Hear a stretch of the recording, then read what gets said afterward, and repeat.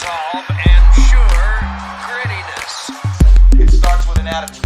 We need swagger, okay? Regardless of what happens out there. Doesn't matter. Keep your swagger.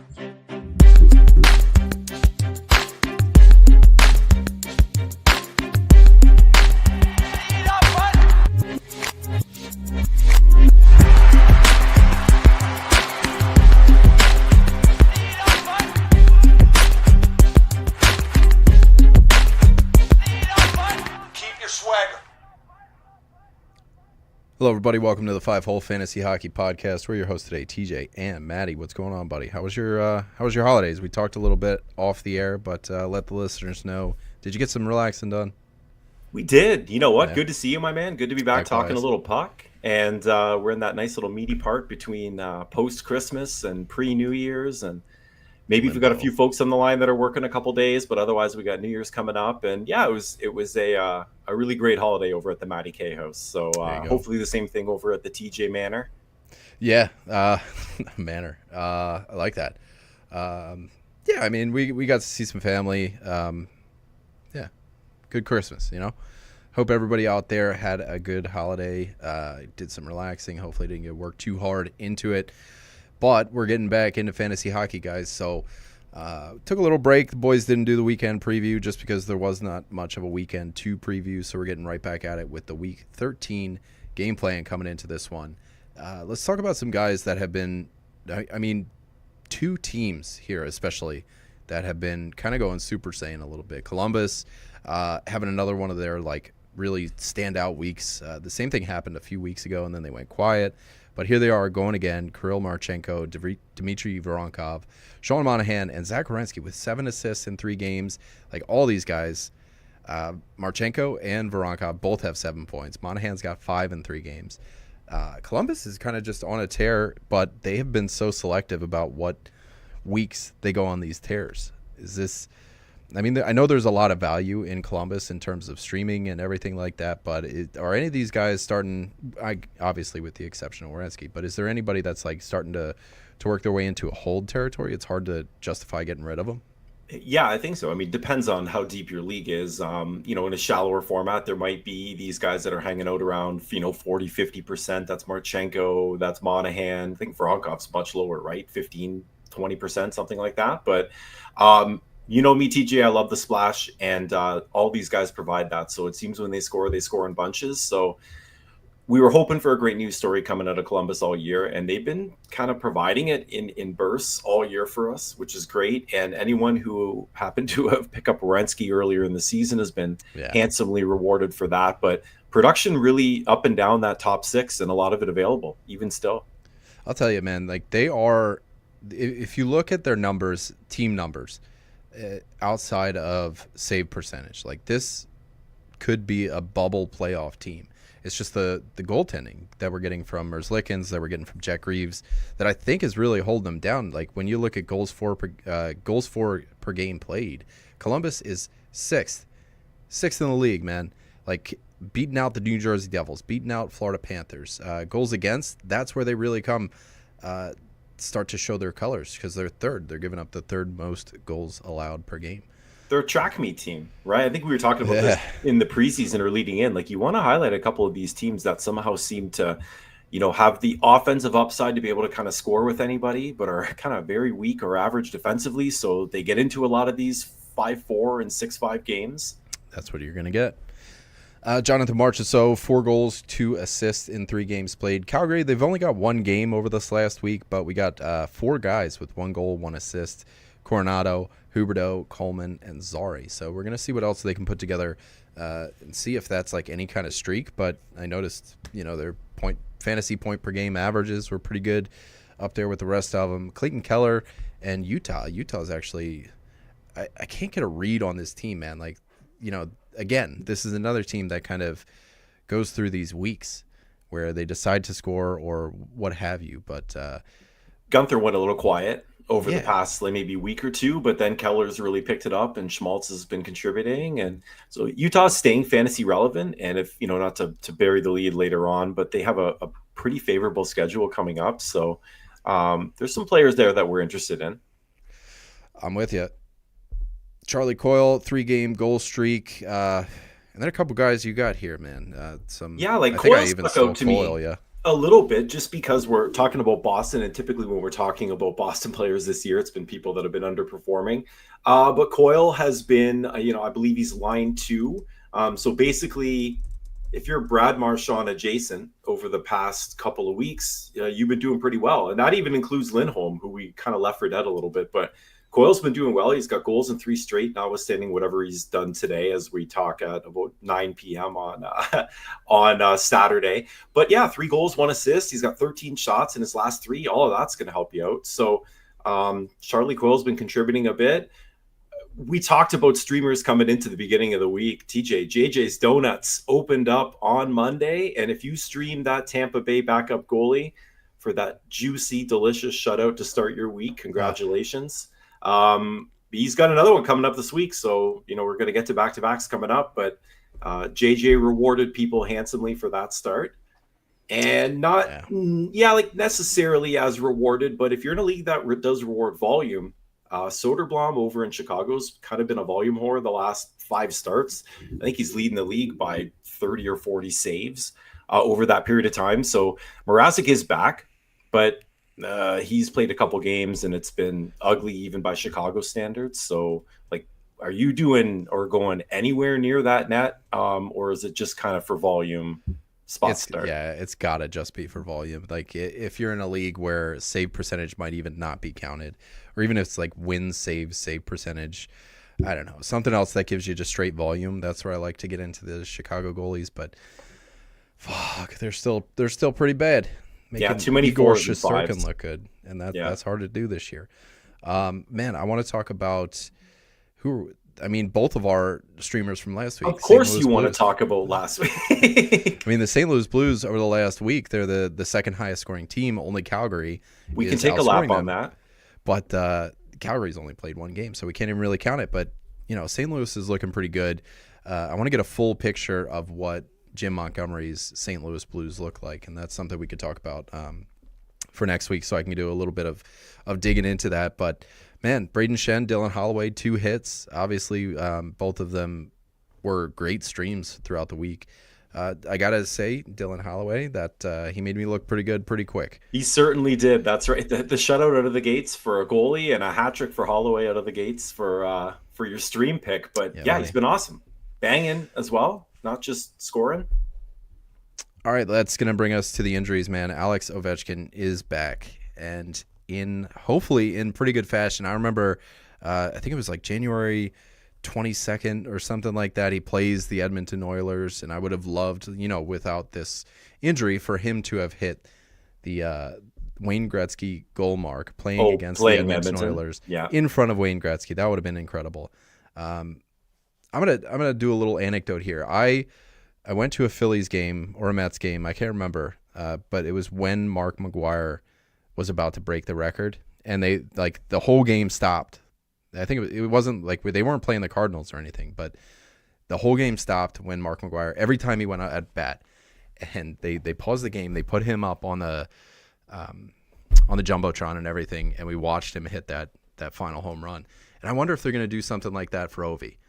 I remember I was at a Vikings game as well when Michael Phelps was doing, the world record, whatever it was, and I'd love for them to do something like that for Ovi. Kind of just like keep everybody on the loop when it comes to but that's so hard to do. Like, baseball is structured, right? Like, there's an at bat, you when it's happening. But I don't know, what are they going to do? Stream the whole fucking game into every other state, into every other rink? Just highlight pack all of his shot attempts from every single night. They're going to have to do something. I'm sure there'll be replays and things like that. But yeah, Ovi's back. Hopefully he gets back to business the same way as before. And I'd love to see like some of the guys around him. McMichael's starting to slow down a little bit. Still going pretty well, but Protus is playing well too. Yeah. Still as well. Yeah. I mean, Ovechkin coming back is fantastic. Unfortunately, Austin Matthews is missing his 4th straight game tonight. So what did he miss? 9 in November as well. I put in the show notes here, he's a rosary at this point. Like, you just hold and you pray, and he's going to come back and help you later on in the season. But to your point here, like, what does this do for him? rest of the season if you're either holding him or maybe looking to acquire him, because he still looks shiny to everybody that doesn't hold him, right? Yeah, I feel like once he's in the IR, he's nothing but like potential energy at this point. And once you got him in the lineup, then you start seeing the kinetic energy and the actual production that's there. So I guess if you're looking to acquire, just my take on it would be like, is this going to be something that we're dealing with? We don't even really know what this injury is. There hasn't been any like concrete news about this, right? Like it's just so cloudy and I don't even know how to put it. So he went to Germany, and at the same time they were like, yeah, it's nothing to worry about. But like he flew across the goddamn ocean to go see a specialist for whatever it was. Came back, wasn't good enough. He's out again. I don't know. My pulse on this one's a little weird. And they're taking their time with him, which I guess every fan would want to do. But I mean, he's, the updates are like, he went out and he skated for 15 or 20 and he kind of looked okay, but not ready to go yet. And it's okay. Just, I guess all this is preventative. At some point, does this maybe drift into the Vegas and Tampa Bay conversation of like, what the hell are you doing here? If this, I understand we're only 35 games in, but let's say we're 55 games in and he's still playing around with this injury that could potentially be short-term, but maybe more longer term as well. Like, do they stash him and his 13 million and go shopping? Like, do you want to win a Stanley Cup? Because they could potentially do something like that if this is the type of injury that continues to keep him out. Yeah, I'm sure it's something that they're exploring, especially if it's going to be, maybe during the trade deadline. Then they're like, okay, we're gonna sit you out the rest of the season. 4 nations, though, right? So it would certainly have to. I'm just guessing, obviously. You'd think it would have to be after February, and if it continues to nag, who knows? Maybe you got that in the rearview mirror, and the playoffs are coming up, and in between's 25 or 30 games, where it's probably, it's not going to get better playing NHL hockey. So maybe he rests up. That's going to be the biggest question is what does it take to get him to 100%? Or is it something that, maybe he's not going to be 100% at all this year, but I don't know. He just keeps on. I don't know. I hate to have this. They're doing so well, right? That's the thing. And Marner's doing great. Marner, put up a hat trick in his last game, highest points per game of his career. And it feels like this is the year where he learned to score goals, but it's his lowest goals per game since 2021. And he's just doing really well, looking really good. I don't know. I feel like same thing. JT, same thing. They Yeah, got JT down got roster another one scoring. Like, they're getting all the things that they wanted last year and the year before. It's coming at the expense of Matthews not being in the lineup. So the question, I guess, is if when he comes back, does it all look the same? Yeah, they're doing it right now. If there's any downtick, that's when you start being like, okay. I mean, obviously you can't trade him, but it feels like Marner is kind of the punching bag in every offseason. So does Marner go? Because they're gonna have to write a big check. If they can tread water without Matthews, which they have been doing, and tread water, that's not to say that they're playing at any middling kind of level. It's just they've kept up the same production that they have with Matthews without him. And goalie injuries, and they've been beat up this year, legitimately. They're it's doing not really just well. Typical Leaf whining, but they've legitimately been beat up, and they're still finding a way. But they're not the only team, right? That has to deal with injuries. We got to move on, right? We do, yeah. Like last night, I don't know if you're watching some of that Dallas game. Mason Marchment got a puck up under the visor on Friday. Like, dude, it was a crime scene on the ice. It was just puddle everywhere. He went to the hospital, but typical hockey player, day to day. So we'll see when he gets back on the ice, but I wouldn't think it's too much longer. Nico Mikla sat out tonight for Florida. He's been a really nice stream lately. We've talked about how good Florida's schedule's been. He's actually contributed not just bangs, but a couple of points and a goal or two over that period. Randomly out tonight, so I don't know how much that's going to affect his stream going into next week. Kirill Kaprizov, and Joel Eriksson Ek are both still out, but both could be back on Sunday or early to mid this week. DJ, is that making you happy if you are a Minnesota fan? Oh yeah. I'm a Joel Eriksson Ek owner right now, and he's been sitting in my IR. And Me too. Yep. Same kind of thing. Like I'm barely treading water, but even before he wasn't making as big of an impact as I paid for him on draft day. So it's not necessarily been like a breath of fresh air or a relief or anything, but it's just one less guy that I need to worry about maybe not scoring. I already have Trocheck as center only, so I already have one. Actually, he might be the only New York Ranger that hasn't disappointed. I don't know.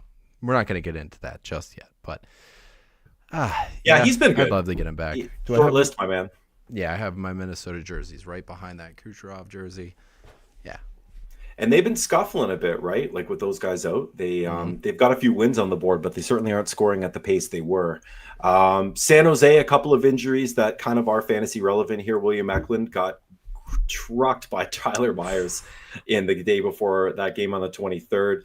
He missed Friday. He's not confirmed for tonight yet. They play a little bit later on tonight, but he might be dealing with a little bit of after effects from that hit. And Jake Wallman, lower body injury, missed the last two, and he has not been confirmed for tonight at about 9 or so yet, which is two people that have been pretty fantasy relevant lately. So over to Seattle. Joey Decord out tonight against Vancouver.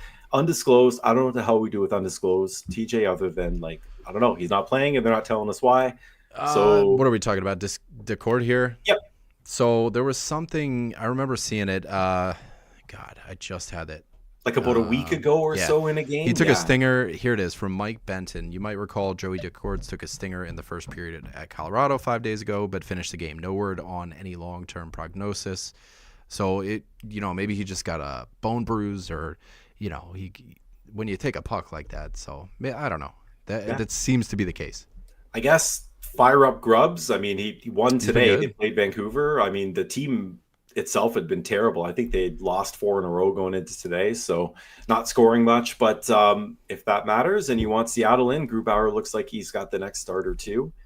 I mean, I guess because of that Vancouver game, like Elias Pettersson and Quinn Hughes both didn't play today against Seattle, so maybe a bit of a layup there. But just got a tweet from Friedman. They're not serious injuries, so good. Hopefully they're back pretty quick. So I certainly think that those factored into the outcome in that Vancouver-Seattle game today, but hopefully Pettersson and Hughes are going to be back in short order. A couple others here we got, TJ. Yeah, buddy.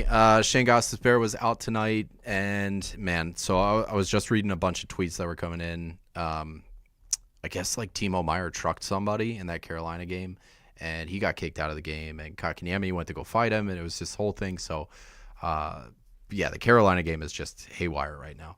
Ivan Barbashev remains out, and that's all I got for injuries on this I side. think that's enough, right? What do we cover? Like 3 teams and like 10 guys? I mean, it's enough. We got more important things, happy things to talk about. This is our last show of 2024. That's right. Can't be negative. If you are Derek Lalonde, it's not a happy point, though. Unfortunately, Detroit coaching change. So Todd McClellan's in. What do you think about this one? Well, I think we're going to get a bit of a bump, I'm hoping, with that we saw in St. Louis. I think they're leveling up here in terms of coaching acumen. I don't know by a massive degree, but I believe Todd McClellan's a better bench boss and is going to get more structure out of this team. I mean, it didn't really show in the first game because they're playing Toronto, mind you, but still they got pumped pretty bad, like 5-2. We said Cam Skibbity Talbot, buddy. The last couple of games, he was one of those sneaky good in the nerd stats. He was kind of like a top 8 to top 12 guy in a lot of those categories season long. Those have slid dramatically over the past 3 starts. So it's not to say you leave him for dead, because I don't really know of much that's going well in Detroit other than PP1. So I'm not saying go out and drop Talbot, but he certainly did not help you over the last few games. I am a Talbot owner in the listener league, the 5-hole leagues, and he was great. If it wasn't for him and Alex Lyon, Lalonde probably would have gotten fired a long time ago. They were the only bright spots. I remember talking earlier in the season, like Detroit was dead last in expected goals for, one of the top teams in expected goals against. Like everything that you would look for in a team structure and a team environment for a goalie was terrible. But Talbot and Lyon were both outplaying their environment so drastically that I wonder if it was like, it's just, we don't really have sustainability stats for goalies or anything like that, just because they're so hard to trend. There's no real pattern to the madness or anything like that. But it's one of those things that like you can't keep it up forever. And I think it is catching up to them. One thing I will say about Todd McClellan, man. So he was kind of the guy that brought the 1-3-1 to LA, or made it forefront. Like everybody kind of looked at Todd McClellan and blamed him for that 1-3-1. He was a bit infamous for that. But he does really, really like his defensive-minded forwards. So I wonder if Andrew Kopp's not going to get like fucking 24 minutes a night or something like that. He's going to be playing every single second of the shorthanded, might get some power play. Like he really gravitates towards the Andrew Kopps of the world. So I'd be looking at him. If you're in a deeper league, he could be somebody worth like a tentative ad. I could see him getting a bump from McClellan here, and Joey Veleno getting moved up to the top line. They had Tarasenko out there just to start, but McClellan has said that Veleno, he liked his speed, and he's going to be bumping him up to the top line. So I wonder, if Detroit's one of the teams that has a good schedule any one week, and Veleno is still up there, they're a 3-game 0 off night team this week. But what do you think, Veleno? Anything there? Yeah, he was fantasy relevant last year, I think, down the stretch for a number of weeks when the schedule matched up with him being injuries. I think had a little bit to do with it last year with Larkin being in and out, but he was moving up and down through that top line pretty frequently last year. So he'll probably have a few weeks where he's relevant. Again, structure of your league, determines that. If you've got a really deep setup, then Veleno might be somebody you go out and grab, but he will probably be there for when their schedule gets a little bit more favorable. Yeah. How about this one, man? So there's a couple layers to this headline here. So Jacob Dobes or Jakob Dobes, maybe Dobes, I don't know, but he got his first NHL game against the Florida Panthers. A goalie for the Montreal Canadiens, Caden Primo, went on waivers today. I wonder if anyone is out there. Like I could really see somebody like Columbus taking a swing. Like their goaltending is just monstrous right now. It's worth a shot. What do? Maybe they waive him, and no price tag back. Really. Yeah. So I wonder if he goes anywhere. He's been like a hot button name over the last like 8 years. Like he's been this hot prospect and everything. I'm pretty sure he's like 29 or something. Potential energy, like you were just talking about. Yeah. So I wonder if somebody takes a swing on him. That's going to be something for the next episode to talk about. Ovechkin got a goal. How about that? Empty netter. But here's what I want to talk about. So he was able to shut out Florida. Florida has now been shut out 4 times in their last 8 games. And they've only been shut out these 4 times all season. They got shut out by Vancouver, Calgary, Tampa Bay with Jonas Johansson, and now Montreal with the NHL debut of Jakob Dobes. So what is going on in Florida? Are we worried? I'm kind of like taking the spotlight from Jakob Dobes here. I hope I'm saying his name right. But I think we're most assuredly not saying his name right. But I mean, this is my debut of saying his name, so we'll take it for what it is. Again, he's probably listening, so just hit us up and let us know. Yeah, right. But give me a voice message. Paul Maurice is probably well through a pack of darts right now.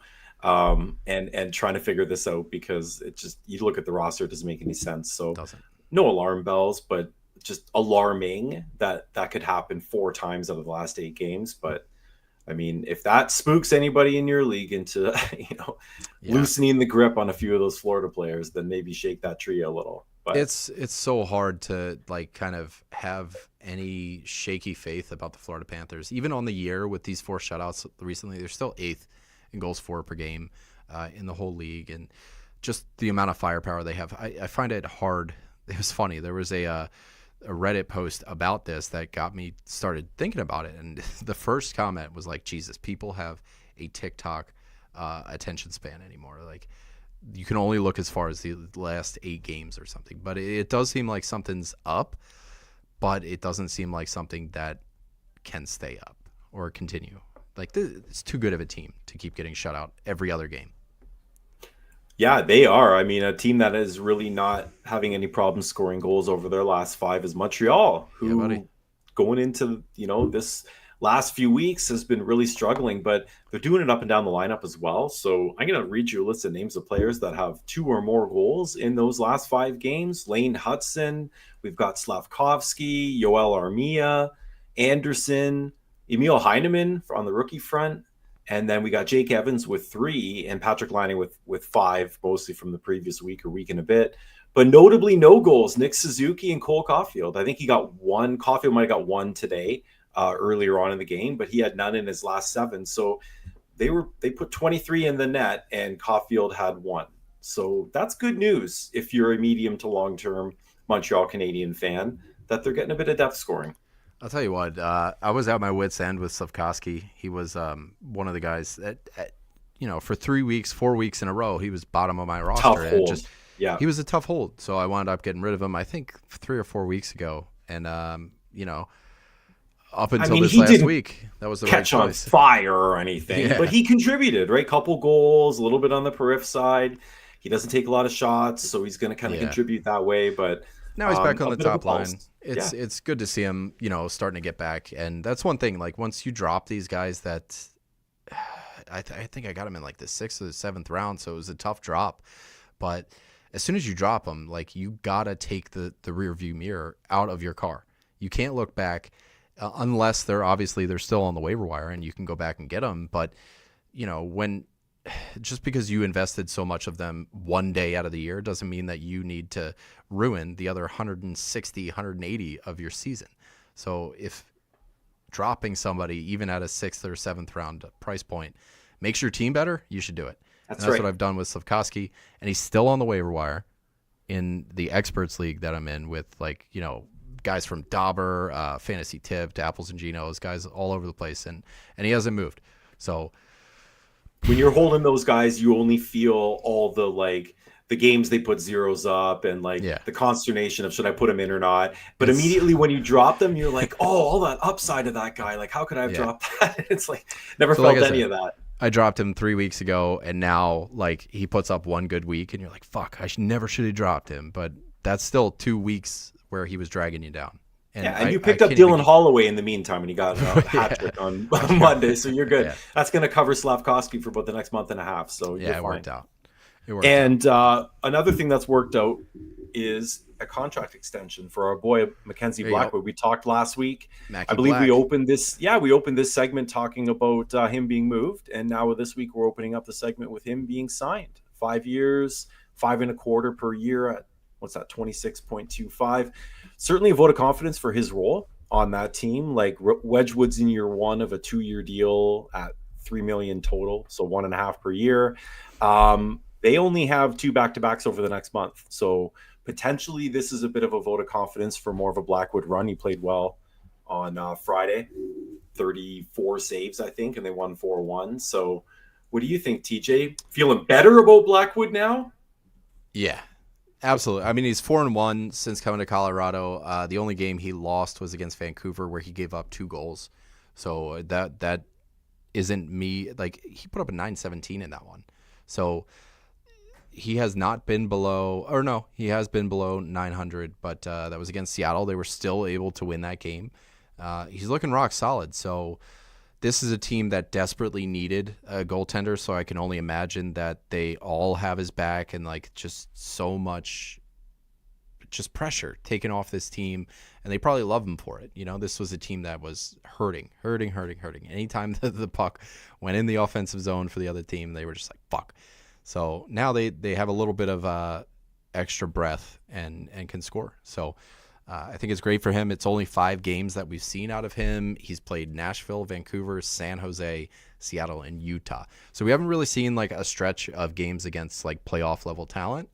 And I wonder if that's going to be a wake up call for GMs who are kind of like crowning this guy as the best pickup of the year so far. So we'll see what happens there. It's found money because he was on a lot of waiver wires once he did get traded. So, man, looks good so far. Let's wait till he gets a stretch of tougher games, eh? Yeah, bit of a bigger sample size for sure. Colorado obviously likes what they saw so far. So who am I to judge? All right, I got Cam Fowler running Power Play 1 in Seattle. This has been a big talking point in the Discord, all over social media. When I say that, I mean like Reddit, Twitter. Everybody's kind of all over Cam Fowler right now running Power Play 1. And it's a good time, I think, for the third time this season to talk about Power Play 1 D-men in St. Louis. Only 3 St. Louis D-men have scored more than 20 power play points in the last 10 years. That's Shattenkirk, Pietrangelo, and Shattenkirk again. That's how long we're digging back. And only 3 defensemen have scored between 15 and 20 power play points in a single season: Krug, Pietrangelo, and Pietrangelo. That's, 21, 22, 16, 17, 18, 19. We're going back to 16 and 17, 15, 16 for Shattenkirk here, guys. Outside of those 6 names, no defenseman not named Torrey Krug has scored more than 15 power play points. And he's even on that list. So no other defenseman has scored more than 15 power play points in a single season. And in the last 5 years, the highest power play point total from somebody not named Krug is Justin Falk, and he's had 10 power play points. So then I started digging into Fowler a little bit. He was able to put together 18 power play points last year with only 49% of Anaheim's power play time. So I wonder if, because yes, I'm painting a picture of a St. Louis team that had a different coach. I'm painting a picture of Cam Fowler who had a different team 2 weeks ago. So it's hard to really project this one out and say that like this, there's not going to be a ton of value here, because there very well could be. But basically the thing I want to underline with this whole bit is if you're dropping a nobody for him, I 100% co-sign that. I'm all over it. But if you're thinking about dropping somebody that's embedded in your team, that is, on your starting roster when it's a full night, like, do not drop guys like that for Cam Fowler, because it's been 3 games that he's been on the top power play, and they still have guys like Broberg, Perunovich, and Torrey Krug will be back eventually. Maybe not this season. I forget what his prognosis is, but and even Falk, like there's guys who can fill that role. So do 3 games go by where he's not getting points, and then they're like, we're going to try this other guy. So I don't know. Like I wouldn't want to put somebody on the waiver wire that I'm going to regret if Cam Fowler starts shit in the bed. So that's all I want to say. Like if it's found money and you can add him generally for free, absolutely go for it. But don't be spending part of your team on this one. Like he has 5 points as a St. Louis Blue, and 4 of them were against Nashville and Detroit. So I think we're getting a little bit of inflated value here. What I do like to see is in the last 3 games, 6 blocks, 3 blocks, 4 blocks. So where I usually would say like I like Justin Falk for the peripheral floor, we're starting to get some periffs out of Fowler here too, which is nice. So I don't know. What's your read on Cam Fowler here with the new deployment, the new team, new coach, like so much new in St. Louis right now? To your point, I don't really think whoever the power play quarterback, just the number of quality defensemen they have there in terms of depth is such that I don't think, unless he really blows the doors off of it, I think any of number of who, Broberg, Falk, him, Perunovich is still there, right? Like how many guys? Like every Parayko, single one of them could be a power play 1 guy. That's right. So for me, I might look at Fowler and say, if we've still got the trade residual, the bit of glow that's kind of there from him moving over, and the fact that he's actually been moderately productive in these first few games while he's been there and flashed a bit on the power, like maybe it's an opportunity to move him for something that could actually be of value for you, because that trade is going to kind of fade into the distance. And then to your point earlier, he's probably going to be an average to below average, power play quarterback, and constantly having people nipping at his heels to take a spot. So I don't have a lot of confidence in that. Maybe somebody else would. But maybe you could take some of that value and exchange it for something that you do value a little bit Yeah, more. it could be a trade chip. Like if you were quickest to the waiver wire to snatch him up, but yeah, obviously dangle. Yeah, I'm a trader by heart, TJ. I want to everything I look at is the value now versus what I could get for it potentially later. All right, I got a few more points for you guys in the storylines here. I just wanted to highlight that Quentin Byfield is on a bit of a run. 3 goals, 1 assist in his last 5 games. He's looking pretty good. None of them on the power play, but he's doing pretty well. He's shooting at like 30%, which is a little rough, but having a good time. Almost 20 minutes time on ice. Here's one that should warrant some discussion. We talked a lot about this back when I wasn't working on the tool and Trends was still going. Martin Necas, he would come up damn near every single week in every Tuesday Trends. So before December 10th, he put up 43 points in 28 games. In his last 7 games, he has only 1 assist. I don't know what he did tonight. It was a 4-2 game. I think Carolina took it. So I don't know if he got anything tonight, but before tonight, 2 shots a game in the last 7 games. And in the 28 games where he put up 43 points, he was over 3 shots a game. So something has definitely shifted in the way that Martin Necas is either playing or feeling or his confidence level, whatever it may be. But these last 7 games where he's only put up 1 point, Ottawa, Columbus, the New York Islanders, Washington, the Rangers, Nashville, New Jersey. This is the fucking who's who of people who you score on. And he hasn't been able to do anything. So I wonder, I don't know, like, did we miss the sell high window, or is this a good buy low window? Do we think there's going to be any sort of bounce back for him? I think Carolina's team has ebbed a little bit in terms of their scoring over the past few weeks. So it's not surprising. He was never going to keep that pace up. Right. At the same time, it's really hard to cash in, when somebody's screaming hot and producing, kind of unsustainably at that point. So with Necas, he's found money. So it's really hard to give that up. But I mean, 1 assist through 7 games has been a bit of a tough hold lately. They put 5 on the board today and he has no points and -1. So a bit of a reality check, I guess, for those managers. Again, it's Saturday. You probably had fairly full rosters. So he was taking up a pretty valuable spot. But I mean, you're not moving him or anything at this point. And it's weird. He would be a player now where, because he started off the season so well, his value is sort of anchored in that position now, certainly for redraft, for like what he was. Yeah. It's gonna be really hard for you to convince somebody to give you what he may actually be worth from this moment on rest of season. That's anywhere close to what value might be. Yeah, we're talking about 28 games with 43 points and 7 games with 1 point. So that's a 4-to-1 sample size, so, he's still looking good on the season. He just hasn't helped out too much over the last couple weeks. And I mean, you didn't pay Matthews draft capital for him, and you're getting more production than that. So that's good, but you're getting active games. That's something. The last note I have is just telling you guys, Fabian Lysell gets a call up for Boston. Oliver Wahlstrom's the one sitting. Lysell is one of Boston's top prospects. He played on line 3 with Brazeau and Frederick. In Providence, he has 5 goals, 12 assists, and 17 points in 26 games. 2021 first-round draft pick, getting a look, his NHL debut. So, yeah, man, good for him. Stick taps. 3 tips for the week. Why don't you take this one away? I'll get a drink of water. Yeah, absolutely. Nice. Yeah, we could do that. So I was talking to you a little bit before the show. We was looking for an opportunity to add another streaming center into my lineup this week, and dawned on me sort of like, how do we go about doing that? There's a lot of different ways you can start to filter down who you want to pick up, and starting with how long you're going to stream that player for. A lot of people, I think a lot of listeners, certainly myself, every now and then, just go to Yahoo, sort over the last 7 or 14 days who's been scoring, filter out your position. That's easy.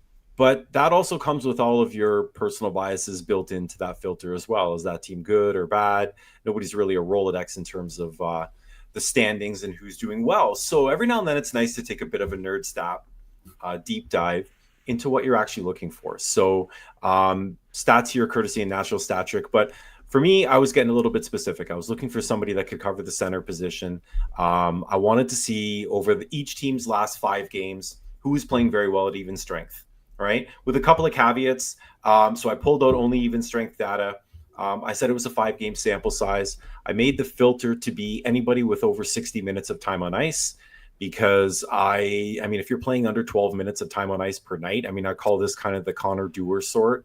Like, yeah, if you're, I mean, he pops off in a model like this because he plays 9 minutes, and if he gets a few scoring chances, it's really going to show out. But is that somebody that you're really going to go and add in your regular lineup? Probably not. So we need to put a bit of context in there. So players that are playing a decent amount of time, because again, if you're talking about a season long hold, different story. If you can sell me the business case on how that individual player is going to expand their role through injury or better play up the lineup, then we can start to have a conversation. But I don't know that path for Connor Dewar, and I don't think there's one there. So for now, he just looks really good in the model, but it's not really applicable to sort of fantasy hockey for the vast majority of listeners.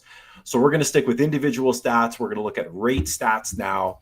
And we basically sorted for like individual Corsi 4 per 60. And we're looking for players that are just, they're shooting the puck, they're taking a lot of scoring chances, and they have a really high individual expected goals per 60. They should be scoring. They are shooting.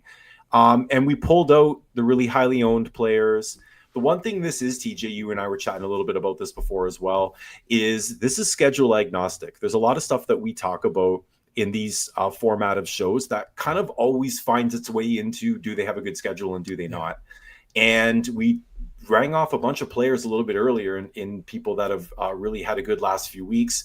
And a lot of them were not on the most optimal schedules. So while we spend a good chunk of time at the end of shows like this talking about whose schedule looks great, it's kind of to make the best decisions you can without knowing the outcomes. But kind of looking backwards, you can see schedule's not everything. So if these players are doing it and they're showing out, then we want to at least have them on the hot list or keeping an eye on it. If not, add somebody. The person that showed out the most on this list was William Karlsson. So he's an available player, 23%, center only with Vegas, 5-game point streak. He's got 18 shots in those 5 games. TJ, William Karlsson, would that be somebody that you'd add over the next week or two? If his schedule is good, and that's what, that was one thing I wanted to ask. Are you looking for a streamer center, or are you looking for a center for your team? Well, I was actually hoping to look for somebody that could be a little bit more embedded in terms of on my team. Okay. Like certainly on the lower end of the roster, somebody that was probably a streamer spot. That's why this is open in the first place. But I mean, if we're talking about players like Nazem Kadri, Matty Barzal could potentially be available. William Karlsson, like these are players that could potentially stay on your lineup a little bit longer. So not to completely like blow anything out of the blow water. It up, like, man. No, I was a little funny or witty trying to be like, if the schedule's good, but I think William Karlsson, I have the benefit of seeing your list here and the listeners don't. He definitely tops this list. It's him and maybe like a Matt Barzal, but he might not be available. So I think Karlsson beats out any of these guys. He fits all the marks, and Vegas is a talented team. Line 2, power play 2 for him. So I think it's just always it's believable, It is, yeah. And again, we talk many times, statistics, are a great way to tell a story about what somebody's going to do into the future. And with us, we look at these and say, regardless of how deep or how shallow your league is, maybe you're in a league with 51% ownership, Nazem Kadri, you can go and pick him up. If you can, he's been doing great. And like this week, the schedule's not great and he's center only, but they play Vancouver, they play Utah, and they play Nashville. That's not exactly a gauntlet. Like you can probably find a way to get him on your lineup if he's available. But all the way down through to there's third liners on Carolina that show really well on this. They're not going to play quite as much and they don't get as much power play time. But if you're in a bit of a deeper league, and some of our listeners certainly are, there's a few Nashville players. Luke Evangelista has been showing out on this list a little bit. Jordan Martinook, William Carrier. So all the way down to 2% and 1% owned players. The whole point of doing an exercise like this is you got to be able to filter out who actually looks good on here versus all the people that have numbers that look kind of similar. And so we're able to pull out guys like the Connor Dewars. We're able to pull out players that's like a Ely Tolvanen or, a Michael Bunting. Ryan Hartman showed out on this list. Do you want any part of Ryan Hartman? He hasn't had a point in 16 games. You could be scrolling down this list and, Ryan Hartman, he looks good. Got to know what you're looking for. He's just one of those powder kegs that's going to wind up going off. Like I have him and Schmaltz just kind of like typecast as the same kind of player. Like they go on these heaters. But That's yeah, a fifth of the season. He's got no yeah. points. Yeah, and I would probably like if you're a betting man, the chances of him going pointless for 17 is probably a little bit higher. Yeah. I'm right there with you. This is a perfect way because I do feel like some of these, you highlight how folks can exploit these advanced stats and things like that. Like you go to Natural Stat Trick, and what you're doing is you get a palette full of colors, and you can paint your own picture. Absolutely. But with those colors, like you can paint whatever picture you want, and it's something we've been throwing around in the host Discord. Like, do we go just to kind of highlight this? We did it once before with we had a mock draft where you had to plan out every single round, like what position you were going to go for, because we had been beating the drum of reacting is just as important as planning when it comes to drafting and things like that. So we did an over planning mock draft, and it kind of went pretty shitty. Everybody's like, fuck, I got to take a right wing, but whoever one of the top 5D is out there. So I don't know. It was just like it brings light to the fact that over planning can ruin a draft. People, I want 2-3 defensemen by round 6. Like, okay, go with the flow. But going back to this, like, I think in the offseason what we want to do is talk about really, really like shitty players with really good advanced stats and just try and paint a picture of them being this fantastic absolutely. There's so many pickup, examples of that. Because I see it all over the places. People got fantastic expected goals per 60 or Corsi 4 per 60, and they're not going to do anything with it. And those advanced stats and things like that, they only come into play if there's going to be an uptick in deployment or an uptick in time on ice or an uptick in line mates. Like, are you getting better line mates? Like, yes. And I keep going back to Andre Kasha from Anaheim, like 4 or 5 years ago. Like, he was a shot on goal per 60 machine, but every time he got a first line look, those shots per 60 dipped. This guy was a sprinter. He was not a marathon runner. And I think a lot of guys are like this. We see it with Oliver Wahlstrom. We'll see what he does in Boston, but over the course of his New York Islanders tenure, it hasn't worked out. Like, his advanced stats were great, but my league does not count advanced stats. I need goals, I need assists, I need shots. That's right. So that's at a certain point you need to draw a line.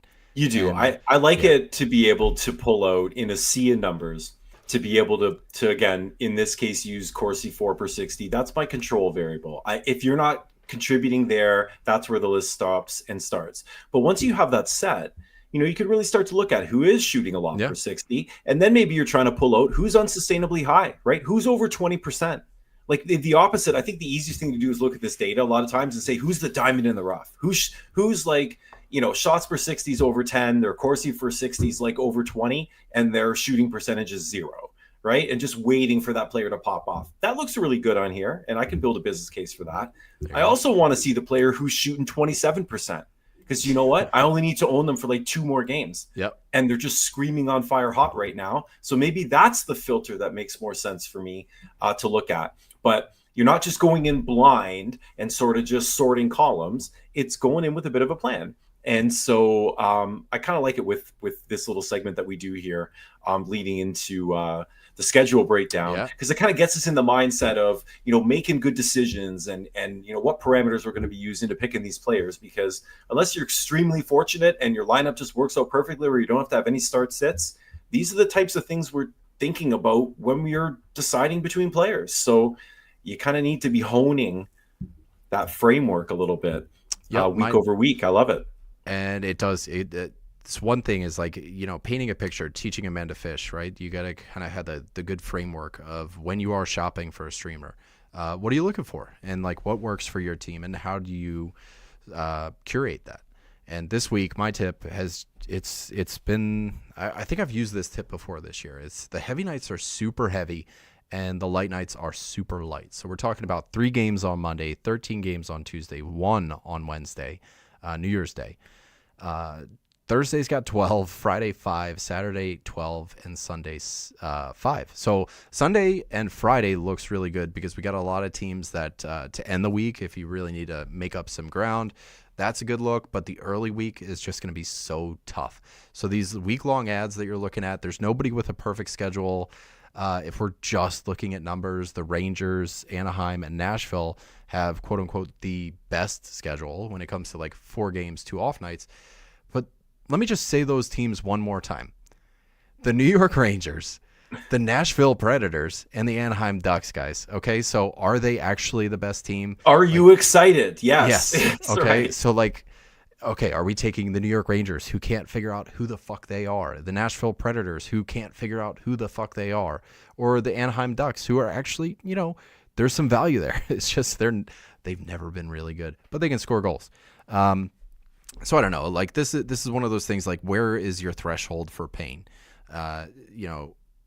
Fuck. Like, what's in Nashville? They just traded Yusuf Parson. I guess I should have brought that up in the news and notes, but he wasn't super fantasy relevant or anything. But like, the New York Rangers, who are we going to talk about? Keandre Miller, who's going to get nothing but hits. Like, man. Anyway, let's get into the schedule. We got about 10, 15 minutes left to bang this one out. So the teams with 4 games: Anaheim, Boston, Carolina, Nashville, the New York Rangers, Toronto, Utah, Winnipeg. The off-night leaders, that's Anaheim, New York Rangers, and Nashville with 4 games, 2 off nights, 3 games, 2 off nights, Chicago, Florida, Pittsburgh. To be honest with you, there are some cases where I would rather Florida, Chicago, Pittsburgh over New York Rangers, over the Anaheim Ducks.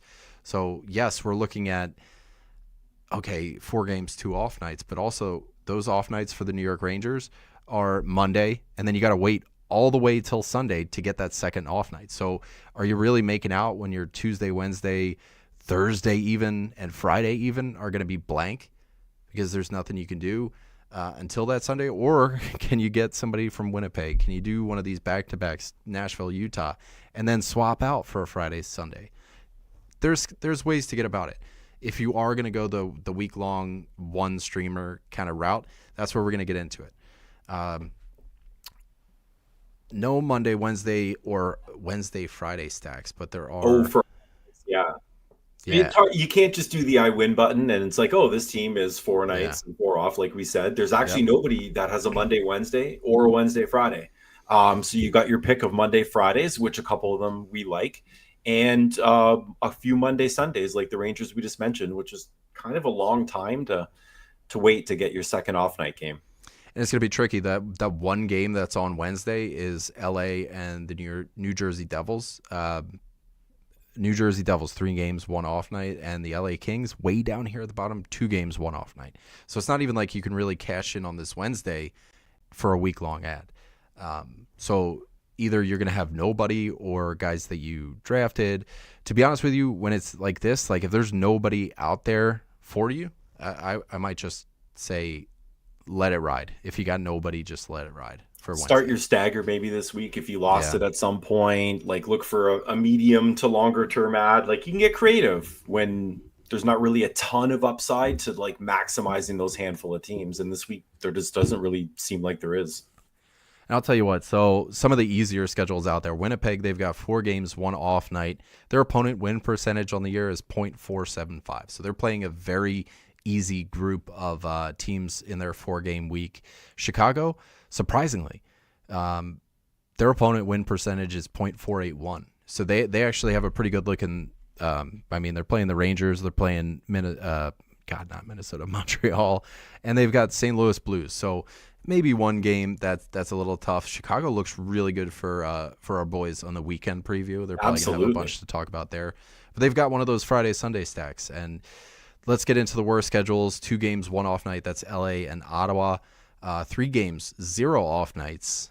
Still a little bit of like allure there if you can get them in, but the heavy nights are 13, 12, and 12. Vegas, Washington, San Jose, Minnesota, Detroit, Dallas, Columbus, and Colorado. So let's get into to who we think the best schedules overall. I felt obliged to put New York and Nashville in tier 1 just because they have that extra off night. Although I'm not like a super huge fan of the way that their schedule looks. I think I like Nashville better than New York just because you have to wait all the way till Sunday. What's your take on some of these teams? Like, who are your favorite teams? Tier 1, tier 2, maybe tier 3? Yeah, I definitely like Nashville. We were highlighting a few of these teams that really stood out, and not necessarily just for having the absolute optimal schedule, but who they play and when those off nights happen to land. So I really like the setup with Florida and Nashville because they have two off nights, but they have both of those off nights on Monday and Friday. So you got a bit of flexibility going into the weekend, which is kind of what we want, and our boys can talk about that a little bit later. But I think it's a week to kind of maximize some of those moves early and then try to identify. And I'm sure Jay will probably have that set up. Maybe somebody you can swing for a Saturday, Monday, or a Sunday, Monday, and kind of stream half this week and half into next week. So I'm thinking because I mean, your upside is really what you're picking up maximum 2 games per stream spot, Yeah. 3 if you use 2 moves. So there's not a lot of upside there. If you're really going to burn an ad to play one player for one game, like New Jersey they play LA on the Wednesday, but then their only Yeah. other game that week is Saturday against the Sharks on a super Tough. heavy night. That's probably not happening, right? And same thing with the Kings. They play the the Lightning on Saturday. That's their only other game, so you're not playing them. So So that's a really let's tough ad for one game. let's talk about Nashville here, man. I mean, they have a tough start to the week. They're going to be probably seeing Hellebuck and then maybe Gustafsson for Minnesota with Joel Eriksson back and with Kaprizov back. That's going to be a different Minnesota team. Nashville is such a hard team to talk about when it comes to like looking for offense, just because of how inconsistent they've been scoring. But it looks like they are kind of on one right now. Who would you be They're looking on a at? bit It of feels one. like Ryan O'Reilly has just. I'm getting a little bit jaded on him this year, and Gustav Nyquist. Those might be our two best options for offense right now. But is there anybody else? Like if you were to look a little deeper, like where's your interest level on any of these guys? Yeah, depth dependent, obviously, right? Like there's guys really up and down the roster here that are contributing. Zachary Leroux has been a little bit of offensive production, left winger, playing about 15 minutes a night, but he seems to be picking up the Kiefer Sherwood mantle here and is banging up a storm. He's got He is 26 hits. banging. Yeah, 6 games. Luke Shen is doing his thing as well too. But yeah, I mean, you've got guys. Obviously, Forsberg, Marchesso has been doing fantastic. Was he got 6 goals in 6 games? He looks really Yeah. confident out there. Stammer's doing something as well, which is nice to see. But yeah, I mean, contributions from Nick Blankenberg on the back end, like Ryan O'Reilly, Luke Evangelista, 1% owned. Even Brady Shea showed a little bit of a pulse. So there's actually guys here you can pick up down the roster that are contributing. And so a lot of these players have been left for dead, probably even in deeper leagues. So you've actually got some options here. If I'm looking at rostership ownership, you've got Stamkos, Forsberg, and Marchessault, and obviously Saros and Yossi, and that is it. So Yeah, it's pretty much open season after that. yep, Ryan O'Reilly, like if it's Ryan O'Reilly or Gustav Nyquist, if we're looking for offense, I think I lean Ryan O'Reilly I do. Center only's a pretty bit heavily. tougher, but he's going to get you power play points where you are going to get none of that with Nyquist. Yeah, and he's a face-off guy if you're in that type of league too, so that's a big help. But yeah, this is one team where bangs are going to be what you're going for. Like you said, LaRue is 26 hits. He's 0% rostered, so he's out there. And then Luke Shen, man, 10% rostered. He's got 20 hits, 10 blocks in his last 6 games. So lots of bangs to be had here. Lazon, always kind of a guy. Yeah, and he's McCarron, back now. Smith. There's people who are banging. So, yeah, it's not as attractive for offense, but it's one of those, like, the splash is there. Maybe they can put up some points against Vancouver or Calgary later on. We'll see how that works. But it's fucking hockey, man. They can put up 6 against Winnipeg. Who knows? Let's see. What does it say? It says Winnipeg's going to beat Nashville 5-1 is the most likely outcome. Yeah. All right. What's your next team? Do you got anybody else that's maybe second place for you?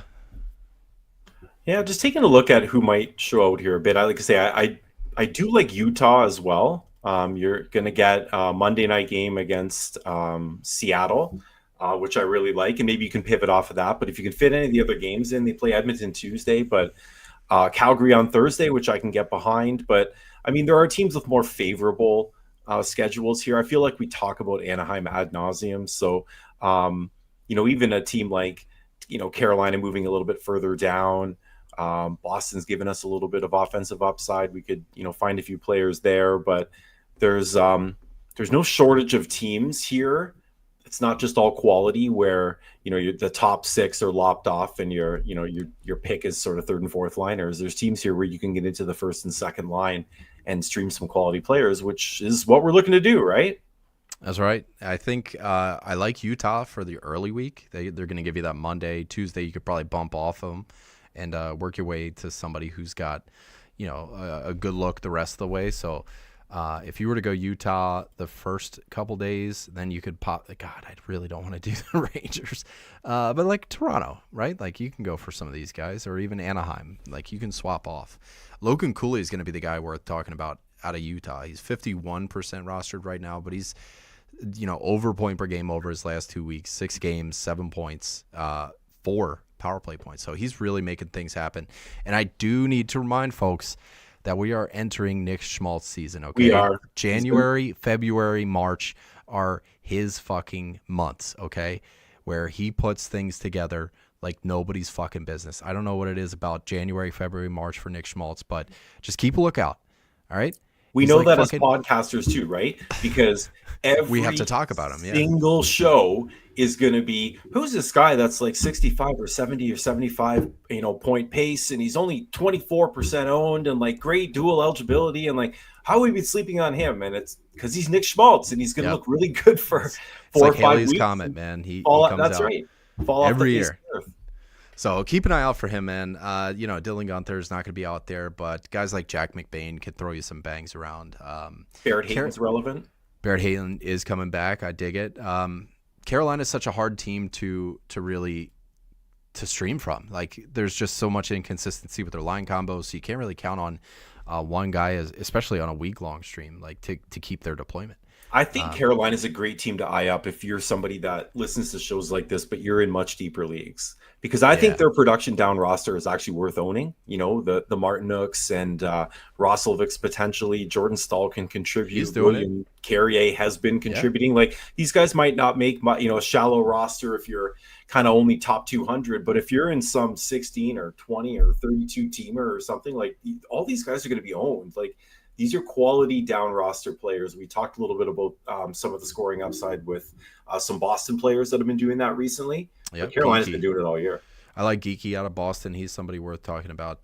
Top line right now. So over the last 6 games, he's got 3 goals, 2 assists, 12 hits to boot.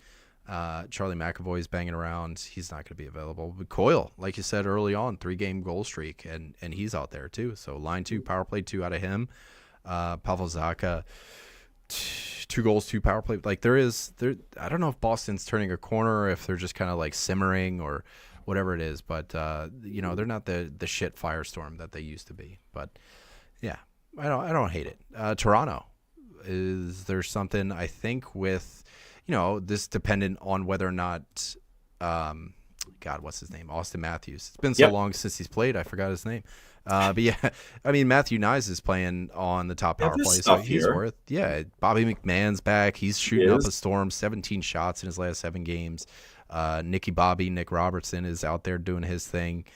Max Domi's even getting some points, but that mostly took place in like 1 week, so there's not a shit ton there. But Matthew Nyes, I mean, he's getting that top power play deployment as long as Matthews is out, so he's somebody to keep an eye on, I think.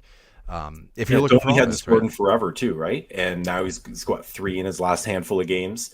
McMahon to me is a good example of a player with shows out really well in those models because he doesn't play quite as much and he's a bit down roster. But if he had an expanded role, he probably would, show out really well in some of those metrics that we were talking about 15 or 20 minutes ago, because he kind of does everything. I mean, possession wise, he's a really strong player. He shoots, he hits, he scores. He just plays 13 and a half minutes a night. Look at these opponents too for Toronto, man. The New York Islanders twice, Boston, Philly to end the week. That's pretty sight to see. I like to see that if I'm going for them. Chicago is going to be one team that I'm kind of keying in on. 3 games, 2 off nights. I want to save a little bit for the guys in the weekend preview, but I'd be remiss if I didn't talk about some of the guys in Chicago who are kind of doing it right now. Tara Vinan's had a bit of his run, and it looks like he's still on it. Not the 10 points in his last 7 games. He's doing really well. Connor Murphy is banging up a storm. So if you need bangs, Connor Murphy should hit your roster. When it comes to Tuesday, he's going to be playing St. Louis. That's going to be a bang-full game. And then Friday, Sunday, man, Connor Murphy's all over the place with that. Mishiev's 5 goals in his last 7 games. Bertuzzi 3 goals, 2 assists in his last 7 games. Taylor Hall 6 points, 5 of them are assists. Like there's a lot happening in Chicago, and it's just so far under the surface that they're not really getting a lot of noise. I feel like you're getting sucked in a bit, TJ. Yeah. Well, there's some good looking stats on here too. I mean, like 5 goals in 7 games is no joke. That guy's helping you. So, I mean, there's no shortage of guys to get out there. Obviously check out the game grid at 5hole@FHFhockey.com. But let's get into some back-to-back goalie streams if you're looking for goalie ads this week. And again, check out the website. Look for your back-to-backs. But Maddie's done great work just highlighting some of the ones that we actually like to look at. So we're not talking about every single one. That's right. Your adjective, not mine, but I will take it. Absolutely. Back-to-backs. Yeah. I mean, Nashville is, we don't typically see this, but Nashville actually has 2 of them this week. So if volume matters, Annunen is probably going to be a guy you might want to have. Who do they play here? Not that we're going to know exactly how. God, that first back-to-back is brutal. That's ugly. Winnipeg and Minnesota, so it doesn't matter who you get. It's going to hurt. And even Vancouver, Calgary, I mean, not exactly something I'd want to go out and target. So again, if volume's the priority, then you might be able to stomach the opponent because it's the NHL and anything could happen on any night. Yeah. But odds are good. Those are some unfavorable matchups for Annunen in both of those games. But there are a few here that we did stand out. We're certainly not going to go through every single back-to-back that's in here, but we can hit each individual segment of the schedule. And if something jumps out, then we can have a little chat about it. What you got 3 here that are especially, and it looks like you got one bolded, italicized, and everything. So yes, I do. You want to save that one? We will do a little bit of a drum roll leading up to it. But there are 2 other ones that you got here that do look pretty sweet. Yeah, I got an honorable mention on the Monday-Tuesday split to the Utah-Seattle game. Yep. I know Seattle showed a bit of a pulse today. You certainly don't want any part of that Edmonton game. But if you're able to stream the goalie against Seattle for the first half of that Utah back-to-back, I could be into that. Maybe start your week off on a high note if Seattle continues to struggle offensively. That really was the only thing that stood out Monday-Tuesday. But, I do like that Tuesday-Wednesday back-to-back with the Devils. You get Anaheim on the first night, the Kings on the second night. You're obviously, if you're a Markstrom owner, you're going to get one of those games. But if you're the Allen owner, are you worried about either one of those opponents? I don't think so. No, Allen's been such a good backup this year. Yeah, he's really contributed well and has been consistent. So, I mean, to me, that's what jumps out Tuesday, Wednesday. There's none that are Wednesday, Thursday. Yep. Thursday, Friday, we got a handful. But we like the back half of that Florida back-to-back. So they've got the first half against Carolina. Don't really want any part of that, even though they're scuffling a little bit. But Pittsburgh on the back end of that. So that would be what? Spencer Knight against Pittsburgh? Are you he's excited been a little shaky. He has been. And Pittsburgh has been – they've been turning their season around very quietly. I don't know. Yeah, it's a little again a bit of a shaky shaky on that one. Yeah, I wouldn't exactly go out and target it. And again, most likely it's going to help you for one night. So is that worth jeopardizing your week for? Potentially. Certainly, I can see a couple of better starts that I would eye up before I'd take Spencer Knight against either one of those teams. Drum roll, please, going into Friday, Saturday. We don't want to. I mean, again, I don't want to steal too much of the thunder of the weekend stuff here for the guys. There's probably 5 or 6 games here that we could eye up and really look at for back-to-backs. But the one that really does stand out is Edmonton. They get Anaheim and Seattle back-to-back Friday, Saturday. So whatever game Pickard gets between those 2 opponents, I would seek that out if you are in need of a goalie start or you find out midweek that you're behind in goalie categories. I think that's one to look at. I like that one. I think that's worth targeting, even if you just want to pad stats. Like if you can get Pickard against hopefully Anaheim, that'd be a huge one. It really would. I'm all over it. Yeah, I like, and again, a few going into the weekend, but we won't bury the lead there for the weekend guys. Yeah, gotta give them a little bit of stuff to talk about. All right, let's get into streamer of the week. Unless we want to talk about some of the guys on the chopping block as we look into the 4-week grid here.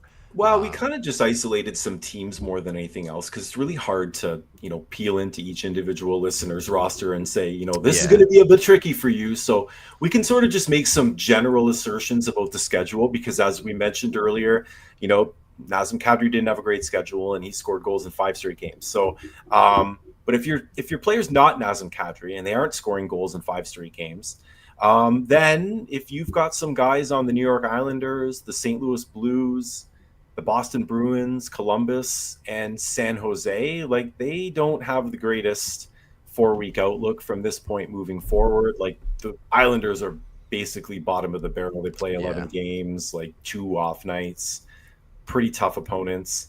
The only team that scores out worse than them is St. Louis, actually, with 12 games and only 1 off night. But those teams are a little bit lower on the schedule there. So you might hold a few of those players through this week because, as we mentioned, there's a few teams there where you actually might want some of their players for the first half or sort of the middle portion of this week. But looking out beyond this week, they are a drop. And on the flip side of that coin, we got some teams that have some fairly favorable schedules, and we actually broke them out into 2 categories. Likely, as in you might actually get players from this team, and unlikely, as in you are probably not going to get players from this team. So, we talked about Utah before in the likely category. You can certainly find players to stream through Utah. Ottawa as well has a good-looking schedule. You can find players to own on the Rangers and Chicago and Anaheim, as we talked about. There are other teams that look equally good in terms of schedule, but your Florida, your Carolina, your Winnipeg, your Tampa Bay, your Colorado, like options are pretty limited on those teams. Yeah, really. Like we grouped them all together. I mean, those are all very good hockey teams, but pretty much all top 5 or top 6 of their forwards, the top 2D and the top goalie are all owned. So you can go third line-ish, second PP-ish on a few of those teams, but for the most part, you're not going to get the same deployment as you are with, some of the players you can pick up on a Chicago and Anaheim, a Utah, maybe even the Rangers. So it's about what you're looking to get out. All right, man, we're getting into streamer of the week territory. I'm going to let you go first, and it's just because this is such a hard week to really pick a guy. So have at it, man. That's all you. You know what? I've been liking the idea. I got my guy, actually. Jesus. I've been liking the idea of kind of flying our flag a bit on not necessarily who has the absolute optimal roster. And so with that, I'm going to go and pull a player from – I'm going to go to Nashville. So All right. I'm going to go in Nashville because I feel like Nashville's been getting a lot of shit all year long here. So when they're actually doing some pretty good stuff, we want to kind of reward it. And who can we add here on Nashville, TJ? I'm looking for a streamer. I need somebody that's going to contribute. Well, I mean, if you got to go bangs, if you're thinking about one of the bangers, we could work it out where I'm in a pretty friendly environment or a pretty friendly league to bangs, and we could just go 7-day total stats and with hits and blocks. Like if you're looking at a Lazan or if you're looking at a LaRue, we can do that. We're not just going to go straight offense. Yeah, that's right, because there really isn't a lot of that there. I mean, it's pretty easy. It's a lot easier to look Ryan at. O'Reilly. It is. He would have been my only choice, I think, because in terms of a realistic streamer on that team, I mean, I did take a quick peek over in Chicago, and there's a few more players we can look at there that just stay away from Chicago, man. Might look interesting. Feel like I'm getting a little warmer. You're getting fucking red hot. Where I would love to stay, where I think I'm going to stay, is in Utah, because for me, it's just the difference between, do I like the bangs with a guy like McBain, but I like the production. Cooley just popped over our 51%. Otherwise, I might dig into Cooley. But I'm going to go Schmaltzen, and I'm going to keep Nick Schmaltz as my streamer. Guys, that means Schmaltz season is here. Okay, it's in. That's here. Right. This is like the Pope opening that fucking Jubilee door or whatever the hell just happened. Some weird mummy's coming out. Anyway. I'm gonna parry that with a Teuvo Teravainen. So that's what I'm gonna go for. 3 games, 2 off nights for Teuvo, left wing, right wing. There's a lot of the potential energy there, and I think maybe 10 points in 7 games at 20% rostered. Maybe we're going to get some love out of that. And he is somebody that's worth, I think, as like a back half ad because of that Friday, Sunday. Chances of you getting him in on Tuesday are a little low. So I wonder if you can go like a Schmaltz and a Teravainen, and really that's 3 off nights that you can get out of 2 streamers. Combo. And a little bit of spot starts in between. Makes and maybe that's something that we kind of work into this as we get through the end of the season. We can certainly talk about an optimal streamer of the week, but maybe we look at an optimal combo too, where we each pick a guy and make sure that you can actually stream both of these players going into next week. I like that. No, I mean the Schmaltz and Teravainen combo. It's There's like your 3 off nights. It's a yin and yang. I mean, between them, 1, 2, they cover 6 out of the 7 nights, and you can really make something happen. So there you go, guys. That is the Week 13 game plan. If you guys are into it, throw us a like or a subscribe or whatever you do over YouTube. I'm trying to get better at shilling, but there we go. And we're in the Fantasy Hockey Discord. If you guys want to join that, I forgot to mention it at the top of the show, but there we are. FHF Hockey on Twitter. Check out FHFhockey.com. Maddie, if you want to say goodbye to anybody, now's your time, bud. I want to say goodbye to you, and I'm going to say goodbye to our listeners, and I'm looking forward to seeing you next week. Happy holidays, everybody. Have a safe New Year's Eve, whatever you do plan on doing. Just lose your keys if you're drinking. So we love you. All right? And we want you to be here for next week to listen to. So we love you guys. Bye.